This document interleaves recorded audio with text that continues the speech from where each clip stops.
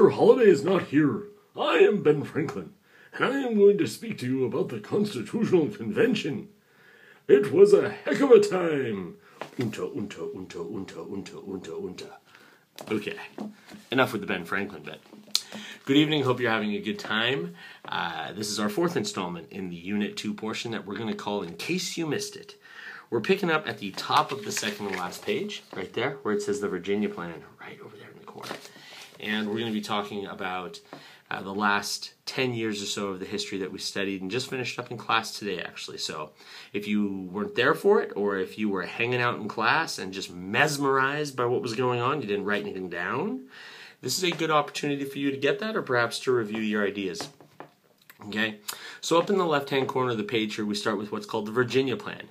The Virginia Plan, I beg your pardon, was a James Madison plan that granted representation based on the size of the state. So a state like Virginia, where Madison and Jefferson and Monroe were from, well, Virginia was going to do very well. Now, of course, if you came from Rhode Island, that wasn't going to look too good. So the Virginia Plan really looked like a strong central government, but at the same time, more representation to the larger states. Of course, that alarmed a lot of the smaller states, and we have to remember there are quite a few of them. There's a lot of the Rhode Island, Vermont, New Hampshire, Connecticut sort of states that don't have dominant populations, that fear what might happen in a two-house legislature or a bicameral legislature if they don't have any kind of an advantage in either. And so what we have is then the New Jersey Plan on the other side of my column here.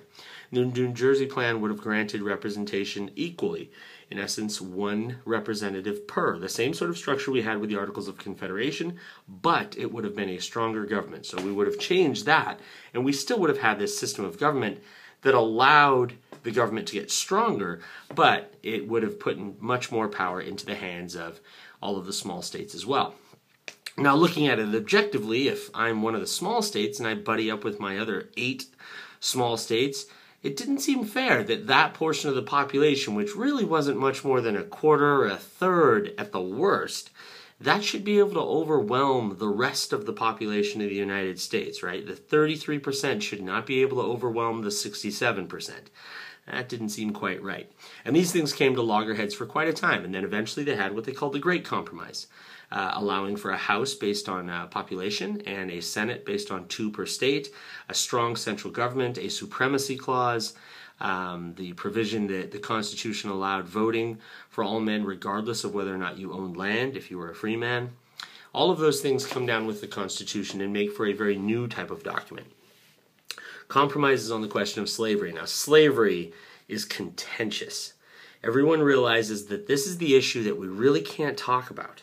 Because if we talk about it and we start talking abolition, some of those states that really rely on slaves, your Virginias, your South Carolinas, they're going to bolt, and we're not going to have the sort of union we need to have. And so they're very careful on the issue of slavery. The decisions made at the convention allow for slavery to continue on, really for 20 years without any change. If nothing else, this is the backburnering of the issue. This is the Founding Fathers saying, we don't know. We don't know. Yo no sabe. Okay, we don't know. We don't know how to solve this problem. And let's hope that the people of the next generation, 20 years later, will come up with something better. In the meantime, they included something called the 3/5 provision, which granted all states that had slaves 3/5 of a person for each slave that was in the state when you counted the population for representation purposes. So again, a state like Virginia going to do very well. Wow, 4 of the 5 presidents that begin the country are from Virginia? I wonder why that happened. Amazing. Amazing. Could be that they were also pretty good politicians, right? Jefferson, Washington, Madison, Monroe, pretty good guys. Going down the list here, we have the AntiFederalists. Now, the AntiFederalists were a group who were worried that this strong central government was going to overwhelm individual liberties. In response to that, 3 guys, John Jay, James Madison, and Alexander Hamilton, wrote what's called the Federalist Papers. The Federalist Papers were a set of documents intended to sway people to ratify the Constitution.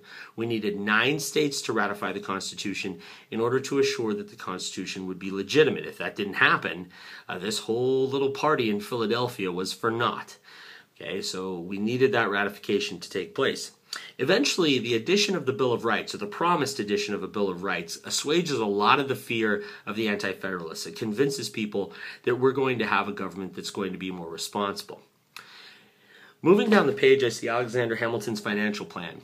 We've talked about it before, but we are in a heck of a lot of problems economically, and it's Hamilton's job to try and get us out of them. The three-part plan basically includes three parts, obviously. Brilliant. Number one, assumption.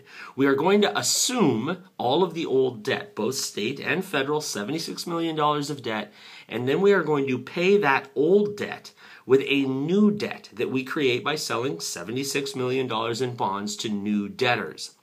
Right? So the new debt of $76 million that we just raised pays off the old debt of $76 million. How does this help? Well, we pay our bills. We're a responsible country. You got to respect us. You got to loan us money in that sense. And number two, the new debt holders are the wealthiest, best families of America. Hamilton wanted the American Republic just strapped to the best people in this country. Our future would be tied to them. They would not let us fail because, frankly, they wouldn't be willing to see their debt or their money that they had given us go down the drain. Number two part, we're going to have a national bank. That's why it's kind of called the National Bank Plan. That bank's going to manage the debt and every year pay off a 4% payment to anyone who holds the debt. And number three, we're going to have a tariff. That tariff is going to be used in order to raise money to pay off a 4% payment each year to the people who own the debt. Highly controversial plan. This thing's going to crack the Washingtonian cabinet open. Let's flip the page for a minute, ladies and gentlemen. There it is. Now we're here. We're there. Okay. It asks about the strict and loose constructionists. So staying with this issue of Alexander Hamilton's bank, Hamilton would tell you that in Article 1, Section 8 of the Constitution, there's something called the elastic clause, the necessary and proper clause in the Constitution, which says, in essence, that the government can do things that are necessary and proper that may not be explicitly named in the Constitution, like creating a national bank. Thomas Jefferson, a strict constructionist, would tell you, no, no, no, my friend Alexander, that's not in there and you can't do it. We have a limited government. We should not be creating this enormous government. Now, if you want more on these two different visions, check out the video of myself and my esteemed colleague, Mr. Adams, at Liberty Park. You'll be able to find it. It's the one where I'm wearing sunglasses that make me look like I might have killed Jimmy Hoffa. I might have, but I was probably too young at the time. I don't know. Looking down the list here, major beliefs of various parties. The Federalists believe in a strong government. They believe in a loose construction of the Constitution. They believe that there should be a tariff, that there should be a national bank, and that we should stick closely to the English. On the other hand, the Democratic Republicans of Jefferson are going to tell you that government should be small. It should be local. Government should govern best, which governs least and governs closest. We really shouldn't have much of a concern about the federal government shutdown right now because we should be concerned about Harvey Hall.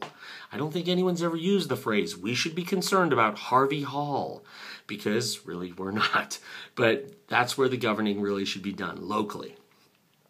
Support. The Federalists tended to have support from the moneyed classes of America. So that meant big seacoast merchants, huge farmers, and the Anti-Federalists or Democratic Republicans were much more popular among the less wealthy, among the small rural farmers of America. Remember, Jefferson envisions this America of farms and farms and farms. A states' rights group were the Anti-Federalists. They wanted all of the governing done on that level and not on the national level. Moving down my list, the Whiskey Rebellion. George Washington flat goes G on this one, right? The Whiskey Rebels are these guys who rise up against the government from Pennsylvania. They're upset about the excise tax on whiskey that came with Alexander Hamilton's plan. And instead of allowing the government to roll them over on it, they tried to overthrow the government. And Washington, and everything Washington does is precedent. Keep in mind, everything he does is precedent. Everything. This is precedent. He gets the army together, 10,000 strong, thank you very much. Hey, Mr. Washington, how many troops shall we need to disperse like 400 rebels? Shall we bring 50, 100, 200? Oh no, my friend, get me 10,000. You don't say. Oh, truly is a cherry tree, my man, get me 10,000. So they brought 10,000 troops down there, and they scattered the rebels away, and the message was clear. You do not mess with the federal government, because it will put you back on your backside. And that's what Washington did in the Whiskey Rebellion. No hard feelings in the long run. He pardoned all of the people. But in the long run, you don't mess with the federal government. Purpose of Jay's Treaty. Jay's Treaty was a treaty intended to try and get the English to stop messing with us.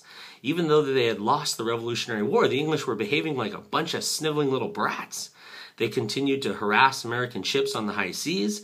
They bothered us in the forts of the West. They wouldn't go away, and they're really not going to go away until after the War of 1812. And Jay's Treaty was an attempt to get them off our back, and even then, they wouldn't. The treaty was much, much too conciliatory to the English. It allowed America really no bargaining position when things got stolen from us, and it forced us to pay debts to loyalists that we hadn't paid yet. Well done, John Jay. Okay. The winners of the presidential and vice presidential election in 1796, weirdly enough, the winner is John Adams of the Federalist Party, and the vice president is Thomas Jefferson of the AntiFederalist Party. Due to a constitutional functioning issue that got changed very quickly, they didn't know about parties. Parties weren't part of the process, and therefore you ended up with men of different parties in the White House, which sets up our last thing. And frankly, it's 11 minutes in, so I got to be quick here. The XYZ Affair was begun when the French tried to bribe American ambassadors who had gone to France to negotiate with them. Seeing the opportunity to perhaps besmirch the reputation of his good vice president, John Adams called his ambassadors home and made it publicly known that these three French goons, X, Y, and Z as he called them, had tried to hit us up for a bribe in order to talk to the French minister Talleyrand.